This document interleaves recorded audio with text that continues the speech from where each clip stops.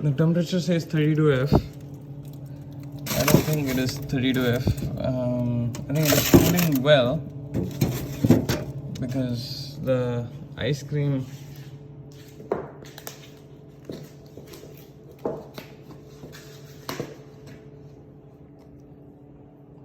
is pretty solid. So overall, I think it's cooling, but thermal stat sensor has gone bad.